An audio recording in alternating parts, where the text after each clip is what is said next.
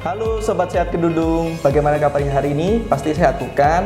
Nah, perkenalkan nama saya Dr. Ganda Agil beserta teman saya Dr. Brian Pratama.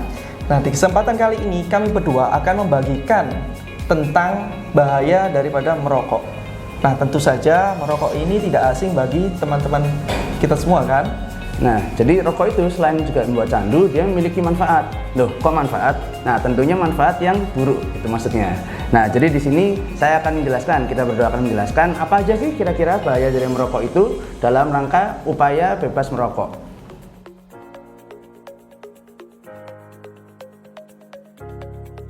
Nah, yang pertama kita akan menjelaskan tentang jenis-jenis rokok. Dikutip dari website yang diambil dari Kemenkes, rokok sendiri merupakan hasil dari olahan bahan jenis tembakau. Nah, untuk jenis-jenisnya ada dua macam teman-teman.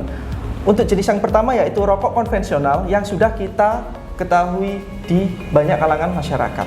Untuk yang kedua, Dr. Brian? Ya, untuk yang kedua itu adalah rokok elektrik. Di mana rokok elektrik itu dia tetap saja merupakan olahan dari tembakau, namun dia tidak dibakar secara langsung seperti yang kita lihat di sekitar tempat ini, Dr. Ganda.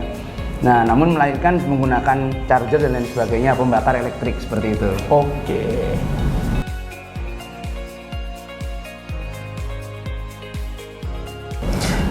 Nah, yang kedua kita akan membahas tentang bahaya rokok. Rokok sendiri mengandung banyak sekali bahan kimia yang tentu saja sangat berbahaya bagi kesehatan dan diantaranya dapat menimbulkan kanker.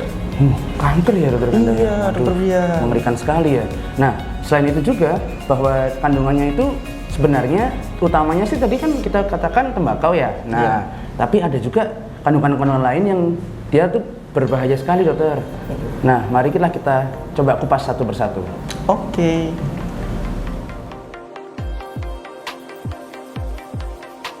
Nah, Dr. Brian, yang pertama kita akan membahas tentang nikotin. Nikotin ini merupakan salah satu kandungan bahan kimia dalam rokok yang paling sering kita bahas. Nah, dalam otak, nikotin ini memiliki efek menyenangkan dan menenangkan. Selain itu, nikotin dalam pembuluh darah juga dapat meningkatkan produksi hormon adrenalin yang menyebabkan terjadinya peningkatan tekanan darah, peningkatan denyut jantung, dan juga peningkatan pernafasan.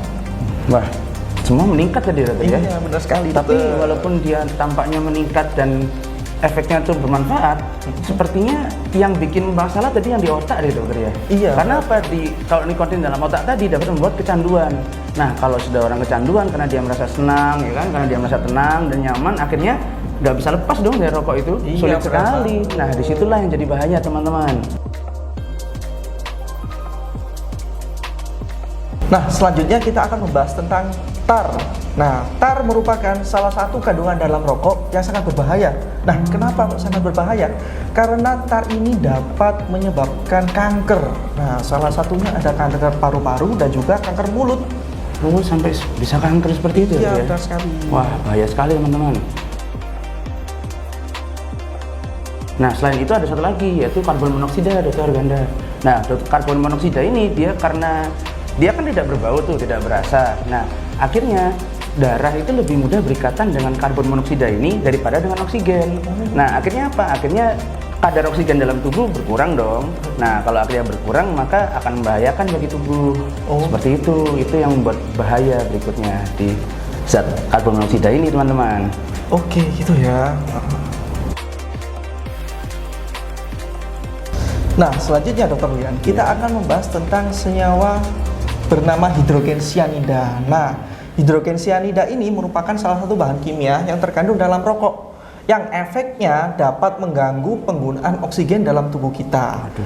Nah, organ-organ yang dapat terkena ini biasanya jantung, otak, dan juga pembuluh darah. Nah, efeknya nanti jika dia ada dalam tubuh kita akan mengakibatkan mudah lelah, sakit kepala, mual, hingga kehilangan kesadaran. Oh, sampai kehilangan kesadaran, dokter? Iya, benar sekali. Wah, bahaya sekali ya. Nah, ada satu lagi nih, Dokter Ganda, yang terakhir, yaitu amonia.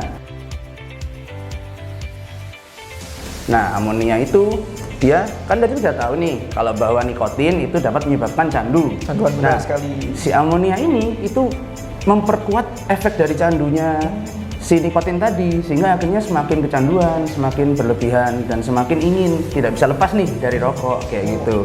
Nah, selain itu juga amonia ini kalau dia dalam jangka pendek ya, kita terpapar jangka pendek dengan amonia dapat menyebabkan nafasnya jadi pendek seperti ngos-ngosan gitu dokter. Lalu bisa juga dia akhirnya iritasi mata dan juga ataupun sakit tenggorokan. Nah, di mana yang efek jangka panjangnya nih, di mana karena kan tadi bikin kecanduan, jadi orang akhirnya ngerokok terus kan. Betul. Efek jangka panjangnya bisa bikin pneumonia. Oh, ya kan? sampai pneumonia ya? Sampai pneumonia dan juga ataupun bronkitis kronis dan kanker ataupun yang lain sebagainya. Oke, jadi jelek sekali ya.